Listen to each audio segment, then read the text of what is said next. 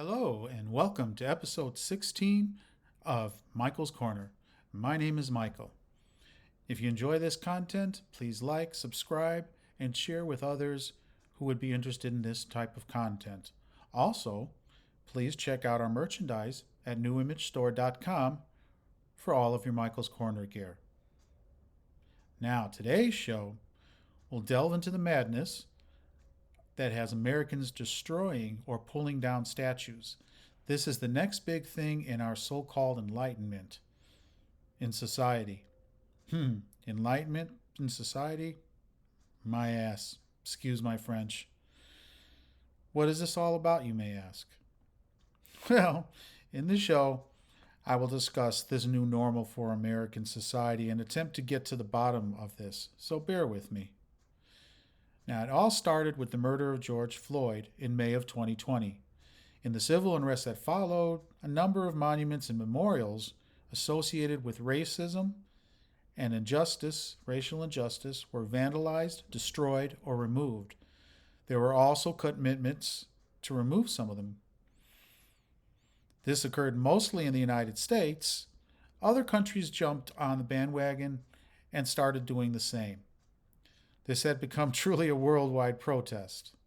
In some cases, the removals were legal and official, while others were taken down against laws set down to protect these monuments and statues. Now, some monuments were defaced. For example, the J.E.B. Stewart Monument in Richmond, Virginia, which was later removed. Another was the statue of Christopher Columbus in the Minnesota State Capitol. This one was due to his mistreatment of Native American people. Now, many in the United States were taken down because they represented the Confederacy during the Civil War. Now, another example in the United States was that they took down statues of slave owners from back in the day, like Thomas Jefferson, Kit Carson, and others. Now, one final example, which does not make sense in consideration of what the protesters were trying to accomplish, was the tearing down of a statue in Madison, Wisconsin. Now, this was a statue of the abolitionist Hans Christian Haig.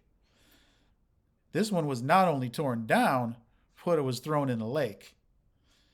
Now, Haig had owned a newspaper that was anti-slavery and was a strong advocate of a program called Wide Awakes, which was an anti-slave catcher militia. This person was clearly not a racist. Moving abroad, we turn to the United Kingdom. Protesters focused on statues that were involved in the transatlantic slave trade, colonialism, and eugenics, of all things. In Belgium, sculptures of King Leopold II were targeted due to his atrocities in the Congo Free State. In New Zealand, a statue of the British military officer John Hamilton was removed.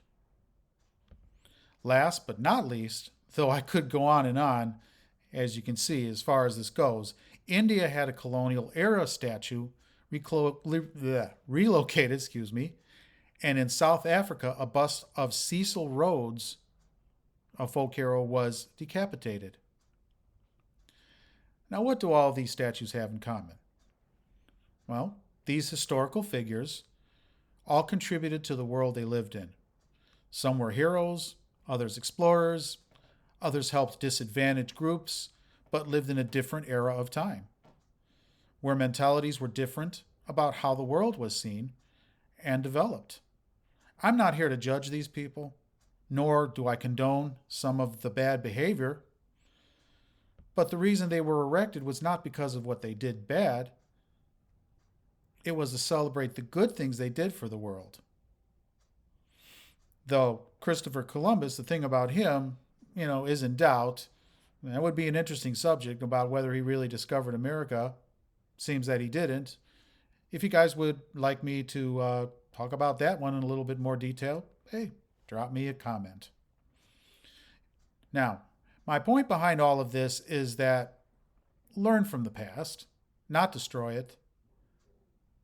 There are much better ways to use one's energy when it comes to things like racism, equal opportunity, atrocities, and others. We are in a modern society that bears no resemblance to times past. I mean, we should focus on today's problems, not rehash old problems that occurred in another era of human history. Yes, we still have a lot of problems. I'd be the first to admit it, that we have to deal with, but let's deal with them as adults would, not like children would. Because to me, it's basically temper tantrums. Now, that's my soapbox for today. I'll see you guys in a few minutes.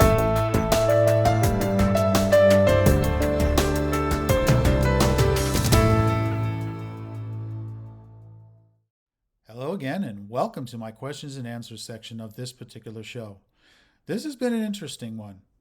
I did not realize that there were so many different statues and monuments around the world. As always, I learn something new every time, I do another show. I hope all of you learned something too. I hope that the last section was entertaining and informative. One thing I always say is I'm direct and to the point, and so my shows are purposely short. I mean, people don't have a lot of time sometimes, so I try to be direct and to the point. Now, I cannot always cover everything, though, on a given subject, but if you guys want me to go into detail about anything I have covered in this show or previous shows, just let me know in the comments.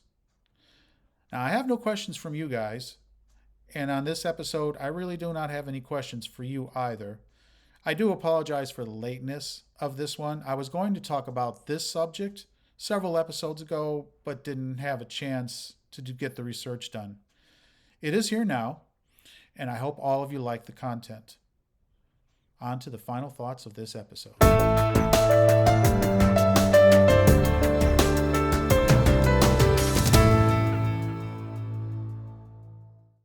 Hello again. Welcome to my final thoughts. Now, my final thoughts for today are this. The past is an important tool that is used to make our modern world a better place. If you go around destroying anything that is negative about what has happened in the world, you will never have any examples to rise above what happened, okay? We must try to leave the past in the past, folks, where it belongs, and reference it in order to create better policies for today. Now, briefly, I discussed the event that led up to this massive protest against statues and monuments. I discussed all the different monuments that have been destroyed, removed, or defaced. Not all of the statues, as you see, represented what the protests were about, but strangely enough. Finally, I discussed how it was not only the United States that had this issue, but the whole world. The next episode is called Socialism in the USA. Is it already here? As our personal freedoms are becoming more and more infringed upon, are we becoming a socialist country? Join me as I discuss what is happening in our country right now. I'm sure it will be an eye-opener. As always, I want you folks to be safe, be careful, be open-minded, and I will see you in my next episode. Bye now.